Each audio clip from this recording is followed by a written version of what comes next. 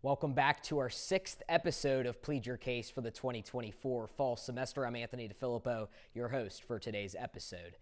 It's an action-packed episode today. We're talking about the Steelers, Russell Wilson, and Justin Fields in a debate you don't want to miss. Also, our mini segment, Benicio DeFalco takes on a newcomer in this week's Pick'em segment. And then our third segment, contenders or pretenders, the Washington Commanders and the Chicago Bears. All that and more in this week's episode of Plead Your Case. Hey there, sports fans. You're watching another episode of Waynesburg University Community Television's only national sports debate show, Plead Your Case. Whether you're a diehard fan or a casual observer, get ready to join us every week as we dive deep into current pressing sports topics. Our panelists dissect every angle, every scenario, and every statistic to influence their fiery takes. What has he done without Tom Brady? And spirited arguments. No, listen, Bowtie. Have you ever played Foursquare? No, you were too old to play Foursquare. There will be no argument unexplored, and every take will be under review. After reviewing a play... Here in the Waynesburg University Communication Department, we believe in heated debates with a touch of friendly competition, which is why we also have a fresh 5 and 5 mini segment that you won't want to miss. I don't think a pitcher is breaking Cy Young's wins record of 511. You Google America's team and what do you get? You get the... So sit back, relax, and get ready for some serious sports chat. It is time to plead your case.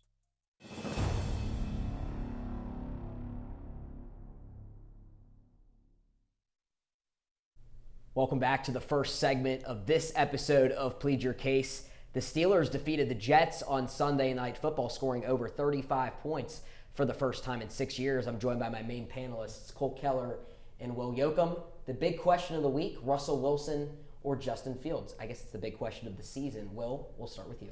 Yeah, so I was fortunate enough to be at that game this past Sunday night. It was electric. I mean, the first quarter was a little rough.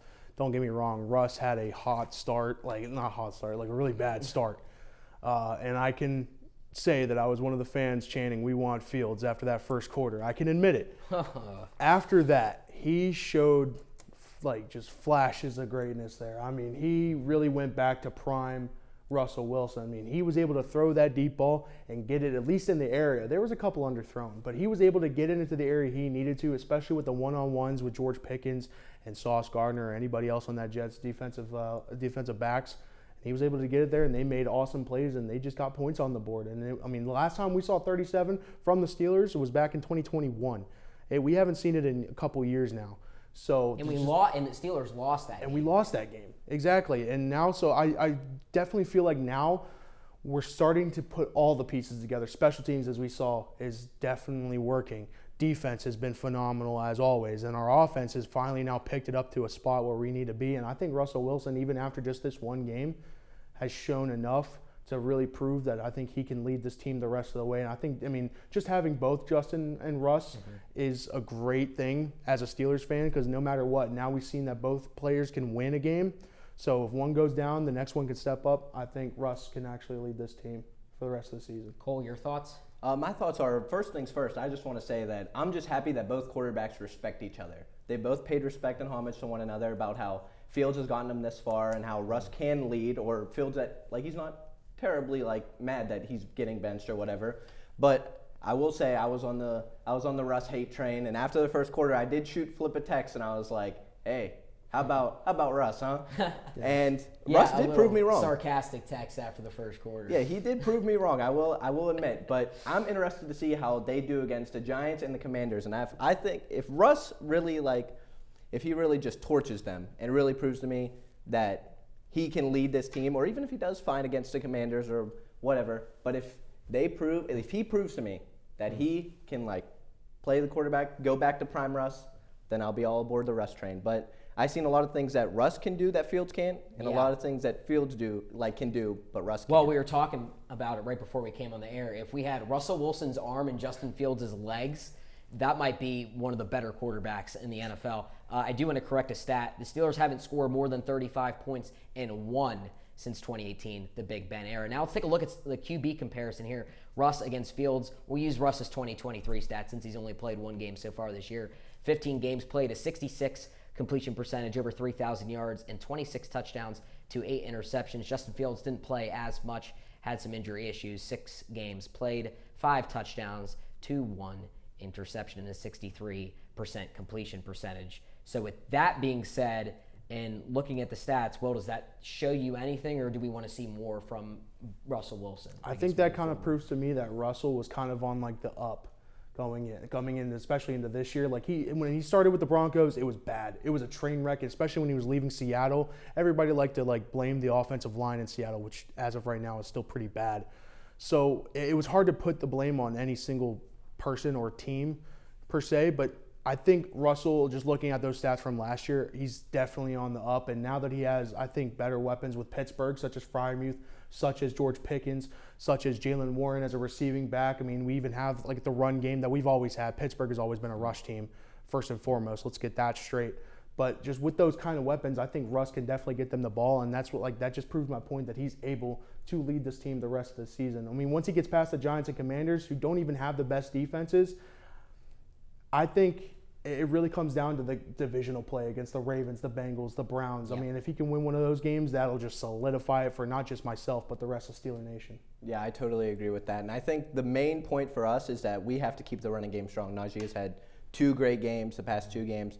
And really, the big problem is wide receiver 2 situation. Yes. Technically, I think right now it's probably Freiermuth if we're saying he's technically, you know what I mean? But I would say that Van Jefferson getting involved a little bit more would help us more, and maybe Roman Wilson coming back and maybe showing some flashes of what he could do at Michigan, or what he did do at Michigan, better yet, will really help solidify the Steelers' push to a playoff spot and maybe push to a deep playoff run. If I could say something right here, I'm going to say that I don't really care about our wide receiver 2 situation. Like I said, we've been a run team first for decades. I really don't think having a second wide receiver is really going to change a thing. I mean, we keep getting put into these situations where are they going to go for this guy? Are they going to go for Adams? Are they going to go for Ayuk? Are we going to go for Kupp now? Does it really matter? We're 5-2. We're still winning games, even with a wide receiver 2 or not. I think we're still dominating this game with or without one. So, I mean, as far as I'm concerned, I think the wide receiver 2 conversation needs to go away, and we just need to focus on playing our game. I mean, I disagree. I can't agree with that at all. I think fine. that you need more weapons than just the 3 or 4 that we really have right now. We need way more weapons. We need to be able to, because it can be fine in the regular season, but come playoffs. Well, I was going to say, the fact of the matter is the Steelers haven't won a playoff game. In this upcoming year, it'll be 9 years. So, how do you do that? You have to be able to pass the ball effectively. And I think that's part of the reason why I think Russell Wilson is a better quarterback to lead the Steelers into the playoffs. Because when you get there, you can get there on Justin Fields' legs, you can get there on Lamar Jackson's legs, you can get there on whoever's legs, but you really need that arm to come out once it comes playoff time.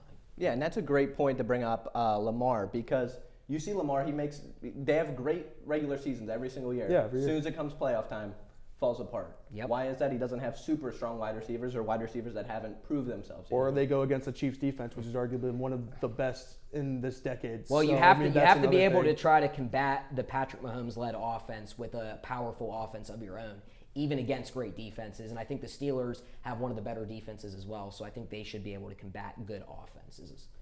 I totally agree with that. I totally agree with the Steelers' strong defense. And we've seen Beanie Bishop, who's undrafted, Love that guy. free agent, and he's playing great. And that's a big piece Had that a we breakout needed. game this Yeah, week. definitely, for sure. And, the more breakout games or breakout players that we see from these games will really help make me sway my opinion on if the Steelers can be a deep playoff team or just about an average to, maybe just make it in playoff team. We could still make a trade for another wide receiver 2, or maybe a wide receiver 2 can develop. Think about the best Steelers teams. Think about the wide receivers, right? Antonio Brown, Martavis Bryant, Sammy Coates. You know what I mean?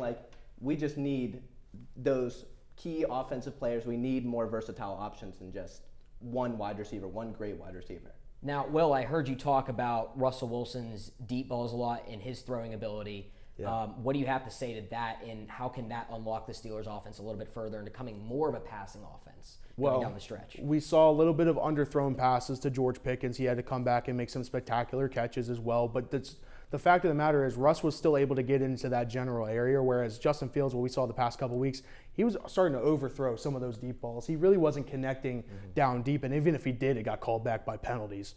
So I think what Russ has in that deep ball scenario is he's able to get into that area for those great receivers to make those great catches, such as Freiermuth and such as Pickens. That's why I think those two are just good enough and why we don't need to find a wide receiver too. But with that throwing capability, he also has the ability to make the checkdowns when needed. He can sense when pressure is coming, at least in a timely manner, to get the ball out. Justin, obviously will take off, and that's fantastic as well. You need to have that type of mobility in today's league. But with Russell, he's had that veteran capability to be able to get that ball out when needed and get it to where it needs to be. Especially in the past year, he's limited his turnovers and has really just made some accurate throws here and there. Yeah, and I will agree. Whenever I was watching the first quarter of the game, I was like, oh, he's underthrown all these balls. He's He not threw hitting one nothing. backwards, which was pretty much like a fumble at that point. Yeah. That one almost lost me entirely, but he got it together, kept his composure. Like other quarterbacks would probably just lose it right at that point.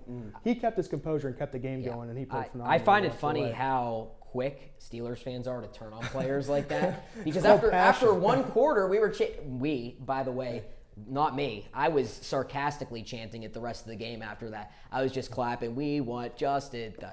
After the rushing, we saw a rushing touchdown. We saw 2 passing touchdowns. When was the last time we even saw a passing touchdown this year? It's been a couple weeks. It's been a couple weeks. It's been a little bit, but I think having Russ just in the locker room will help. Yeah. Like, even if Russ plays for the rest of the year, Yeah. I'll be fine with that as long as Fields is learning from him and getting even better from just learning that NFL veteran and Super Bowl winning mindset that Russ has. By the way, Russell Wilson, one of only 2 Steelers quarterbacks to throw for 2 touchdowns. Rush for a touchdown and not throw a pick since Big Ben. They're the only 2 quarterbacks to do it since 2002 for the Pittsburgh Steelers. Now, another big storyline, and Will, I heard you hint at it a little bit, was the wide receiver 2 situation. Yeah. Cole, I'll actually start with you. Will not trading for Devontae Adams haunt the Steelers moving forward? I don't think so. I think even if we find just a very average or very maybe even Amari Cooper. I mean, Amari Cooper does have a lot of drops, don't get me wrong. But even if that would have been an option for us, or if we would have laid that out there on the table, I think I would have maybe been a little bit happier with that than just having Van Jefferson be the wide receiver too. But if we can make even a half decent wide receiver push for a wide receiver, and he comes in and he plays he doesn't have to do crazy things that we've seen in the past, but as long as he gets us great offensive and he takes the pressure away from Freiermuth and Pickens, then we'll be good. Or even the running backs coming out of the backfield, you know what I mean? So if we just see that, and in my opinion, if we see that, then Steelers can make a great playoff push. Well, Cooper Kupp is now on the trading block. I've already made my statement known. I know. don't think it matters whether or not we go for a wide receiver 2 or not. We've always been a run-first team.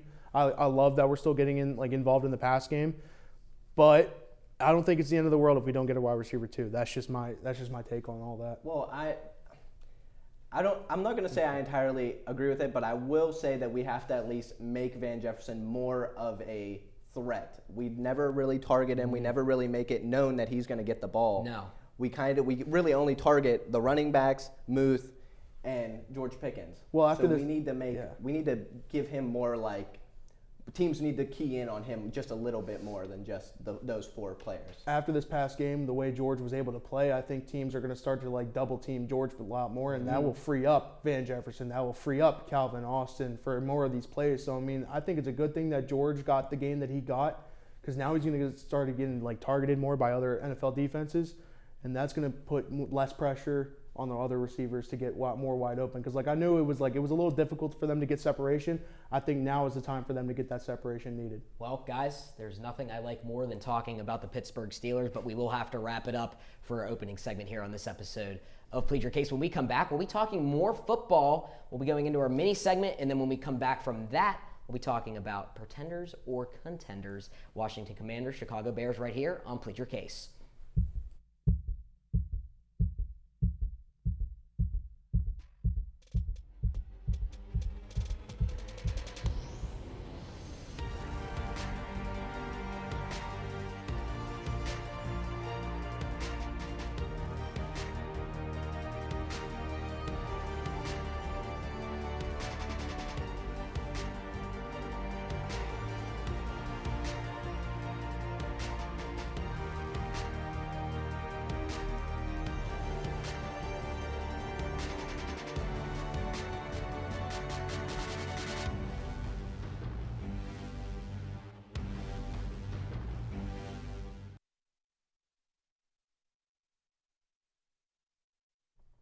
Welcome back to Plead Your Case. We're going to take a little bit of a break from the main panel, the middle segment and the mini segment today.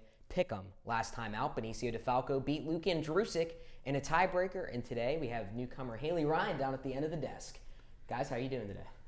Doing good, Flip. It feels good to be back. I know we took a week off.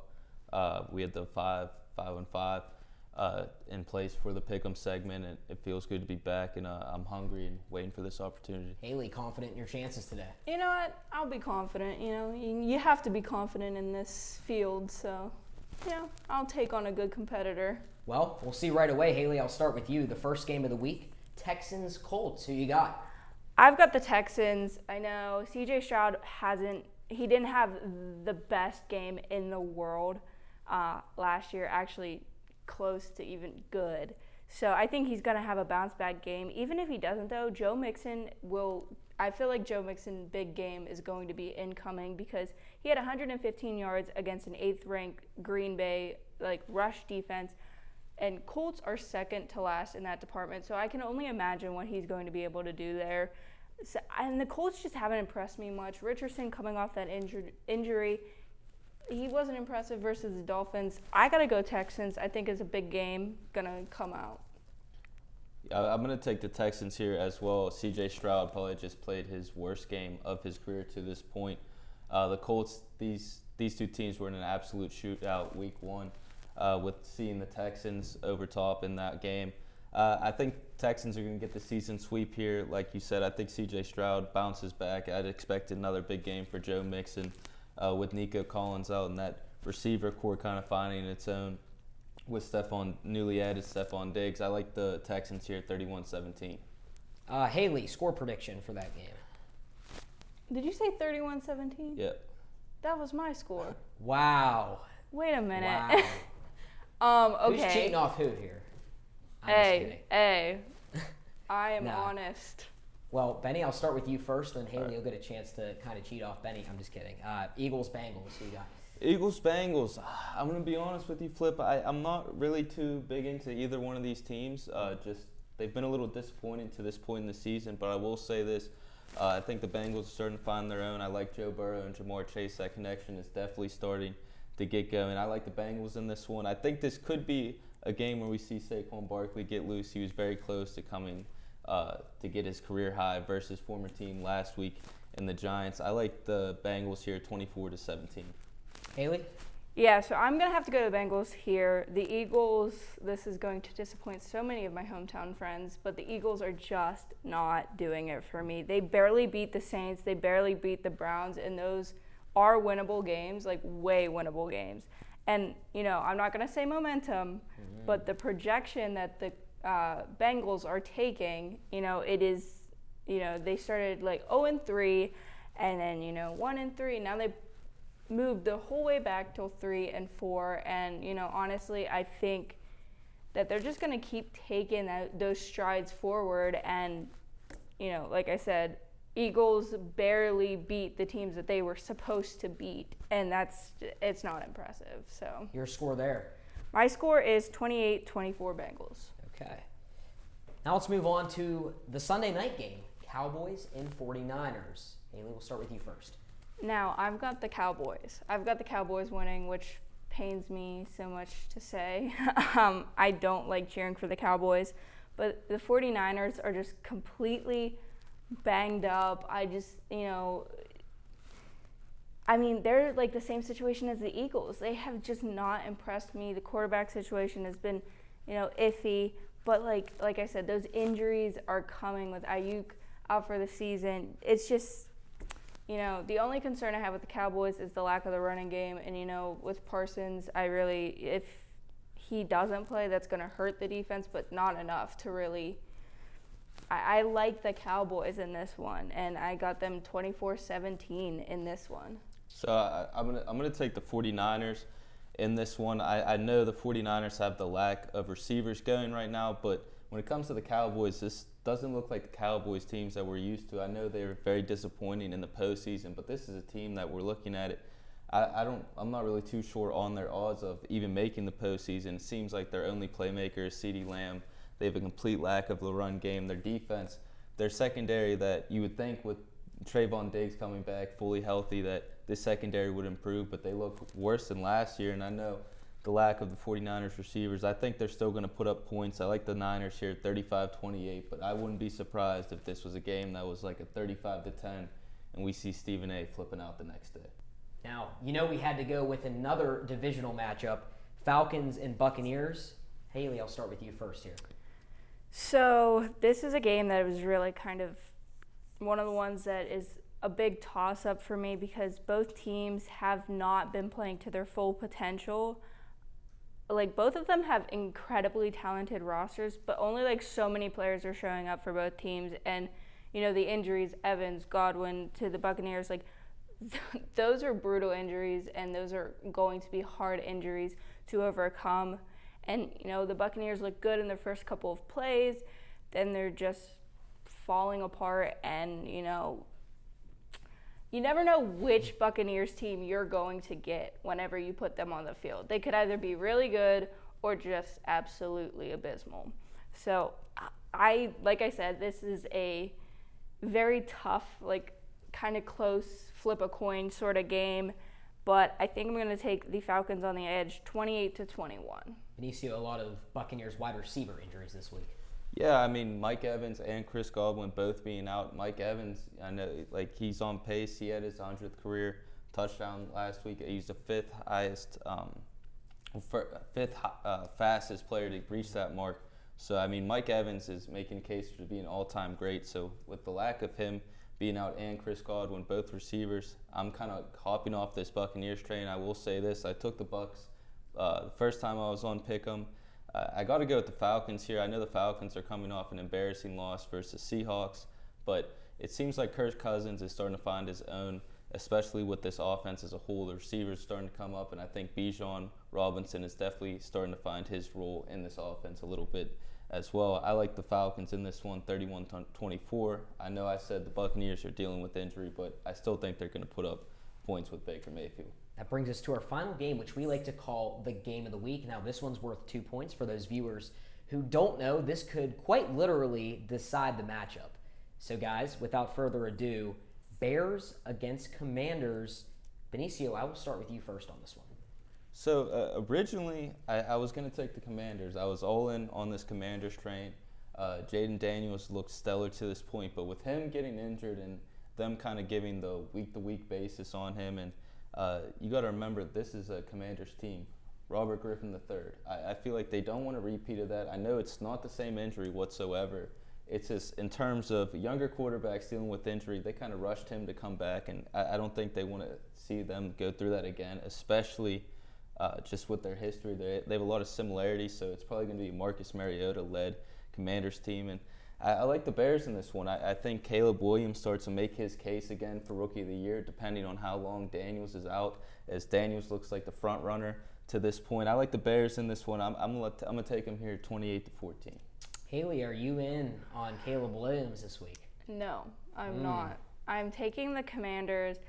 I, for some reason, have a gut feeling that Jaden Daniels is going to be playing, and I think maybe, like you said, you don't want to rush back the quarterback, but I think, again, this is another toss-up game for me. This could go either way. I mean, if Daniels is in there, he might not be 100%, and they're obviously a much better team when he plays over Mariota, but, this one had me going back and forth with myself because I like Caleb Williams a lot, but if Jaden Daniels plays, I think Commanders will have that edge. But again, there is that underlying factor that he will not be 100% for sure, taking it easy. I believe it was a rib injury, and those are never really fun. So I take the Commanders on this one, but this one, like I said, with the Bucs Falcons, this one is kind of that flip a coin thing. But I got 24-21, so I think overall it is going to be a very close game. It's going to come down to a field goal, I think. We've got two differences this week and a lot of point totals that are different. So we'll definitely have we won't have a tiebreaker unless it really comes to something.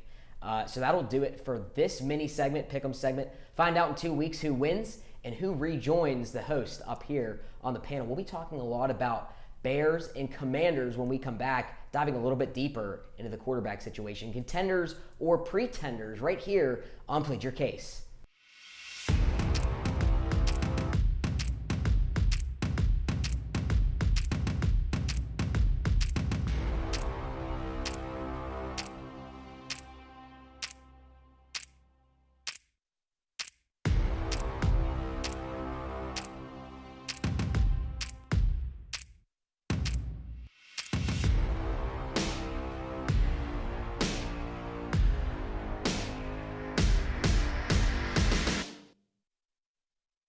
Time for the final segment of this episode of Plead Your Case, a solely football show. We'll be talking about two teams that are playing each other this week. Back up here with Cole Keller, Will Yoakum, the Bears Commanders. It's our game of the week on the Pick'em segment. Let's talk about the Commanders first. Cole, contenders or pretenders? Now this is very hard because Will did bring up a great point to me that the NFC East is so weak that the Commanders, even though their defense is terrible, and it's bottom 20 in every single team defensive statistic, they could still probably win the NFC North and NFC East. Let me correct myself. I messed up. We're not on the Bears yet. Yeah. But I really do think that the Commanders could make a big playoff push if Jaden Daniels stays healthy. That is the big thing. If Jaden Daniels stays healthy, then they can, Will said earlier, they can shoot it out. Before he walked in, Will said that. He said they could shoot out with any team, even if their defense is bad. So I'm going to say that they're probably contenders. Now, Will, it's likely that Marcus Mariota starts this week for the Commanders, but does that matter in the long run? It would. God help the Commanders if that's the case. I mean, like, he stepped in. He played great against the Panthers. Whoop-de-doo. They're like the last-ranked defense in the league. That means nothing. If Jaden Daniels has got this team to where it needs to be right now this year, he is like probably one of their best quarterbacks that they've had in a long time. So if he stays out hurt, that's going to be an issue for the Commanders on the long run, because who knows if the Cowboys have just like completely turn around their season, if the Eagles turn around their season, because we all know the Giants won't. So, I mean, they still need to fear the Cowboys and Eagles as of right now if Jaden Daniels can't stay healthy. If he can, as Cole said, that I said walking in here, that offense can have a shootout with any other offense in this league. They are dangerous and they are scary to play against. Coming into the season, I wasn't so worried about playing the Commanders after our bye week. I am terrified of playing the Commanders now after this bye week. Even with how good our defense is, the Steelers that is, I'm terrified of how many points they can put up, especially with Jaden Daniels' arm behind that center.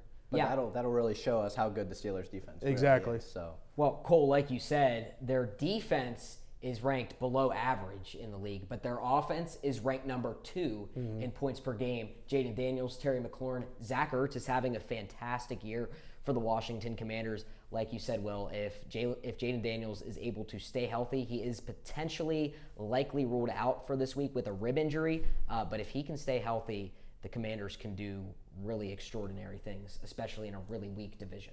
Yeah, so division. I would say that they're contenders just based off the fact if the NFC East stays weak and Jaden Daniels stays healthy, that's their division to win, and they get a one-way ticket to the playoffs. No doubt about it. I totally agree with that. Contenders. Contenders. Now, on this Bears side, contenders or pretenders, Caleb Williams, another first-round quarterback leading them there. Cole, go ahead.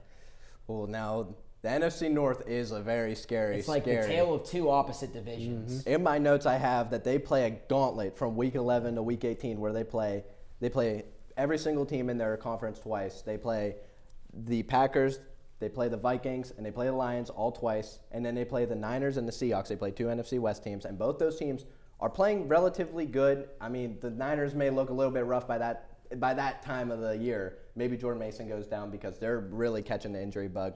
But if the Bears can go like 500, above 500 during that stretch of games, then I think that they can make a really good playoff push and maybe finish, maybe not first in the NFC North, but definitely second. Well, Will, they're last place right now in 4-2. How crazy is that? That's insane right now. I mean, they would need Green Bay to just completely just wreck their whole season. The Vikings now handed their first loss to the division opponent, as in the Lions. So, I mean, there's a lot that needs to happen in that division. I mean, we've seen it. There was a scenario last year where the entire AFC North could have made the playoffs had, of course, Joe Burrow stayed healthy for the Bengals. All 4 teams could have made the playoffs. So it's not different to say that the entire NFC North can make the playoffs. But I think with this year and the way all the teams in the NFC North are playing and the gauntlet, like Cole said, that is coming the way of the Bears, it's just hard to tell. I mean, the Bears so far this year, they struggled in the early this season because they played some of the harder defenses to play. Believe it or not, the Titans are first in points or in yards allowed this season on defense. So that, I mean, they had a good, good back and forth game with the Titans. So that's why they struggled there. The Texans, they had a good game with them as well. But since then, they played the Rams, who were like middle of the pack in defensive-wise. Panthers, worst defense. Jaguars, like third worst defense in yards allowed. So, I mean, they've kind of gotten it easy lately. But now they're going to get it a little bit harder, at least offensively, from the Commanders. And then once they step into that gauntlet, we'll really see what the Bears are made of, especially Caleb Williams going for the rest of the season. A division with Jared Goff, Jordan Love, Sam Darnold, and Caleb Williams is the best in the NFL right now. That's absolutely mind-blowing to me. And well, like you mentioned, last year it was the AFC North that was in a similar situation. So right now, Cole, Bears pretenders or contenders, or maybe somewhere in the middle even? I would probably go somewhere in the middle for right now.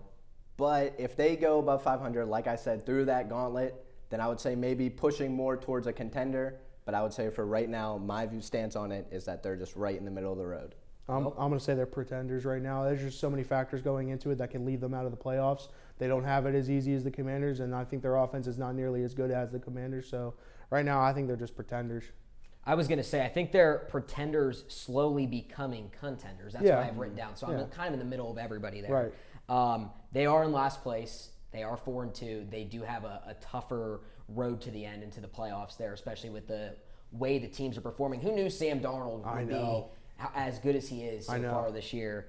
But I would even go as far to say that the Vikings could be leaning towards pretenders at this point, just because of after that how one loss to good the Lions, who knows? But their defense is still pretty good. Yeah. But let's talk specifically quarterbacks here. Cole, we'll start with you. Jaden Daniels or Caleb Williams, who would you take in a one-on-one battle? Ooh. If it's that this week. I'm going Jaden Daniels. He just has a rocket arm, and he can do so many other things that Caleb Williams can. And plus, the Commanders' O-line is maybe a little bit better than the Bears' O-line, but I'm going to go Jaden Daniels personally compared to Caleb Williams. I don't even think that's a debatable question right there. It's not. Jaden Daniels. It's He's my clear winner right now for Offensive Rookie of the Year. I think it's not even a question right there if he stays healthy. But I think this rib injury is just like we want to keep him safe this week, so we're not even going to play him against the Bears. We're already 5-2. We trust our guys. We'll let him go on this one. But if Jaden definitely stays healthy, and I think he will, he's Rookie of the Year contender, and he's going to probably make a decent run in the playoffs. This is no shot to the Bears coaching situation, but I think what the Commanders have going on with Dan Quinn and Cliff Kingsbury, I think both of those two coaches are absolutely phenomenal and really good for what Jaden Daniels' development could end up being. Daniels, I think, has more command of his offense. He also, I wouldn't say he has better weapons because the Bears really picked up some really good weapons this year. But I think Daniels' deep balls are a lot better than Caleb Williams. Terry McLaurin is probably the one who's the happiest from how Daniels has played so far this year. Exactly. Definitely. Any final thoughts before we close things out? I do want to say that if the Bears keep up the run game the way that they are with DeAndre Swift returning back to his Lions form, then that really pushes them more to a contender, in my opinion. Well, I think I want to see how the Commanders play against the Steelers in that defense. They've played against the bottom, like the second half bottom of like the pack defenses all year, even including the Ravens. But once they play the Steelers, I'll really know what they're made of. But I think even if we get the win, it won't be a clean win. It'll be an ugly win. But that's just Steeler football right there. But I think the Commanders, I think they'll be a good team this year. And I think that's only because of it's going to be such a shootout. It could be. It could be. We talked about a lot of football today, and unfortunately our time has come to a close thanks to Will Yoakum and Cole Keller for joining me up here on the panel. I'm Anthony DeFalco, our producer, Logan Arblaster. This has been another episode of Plead Your Case. Stay tuned for more episodes in weeks to come.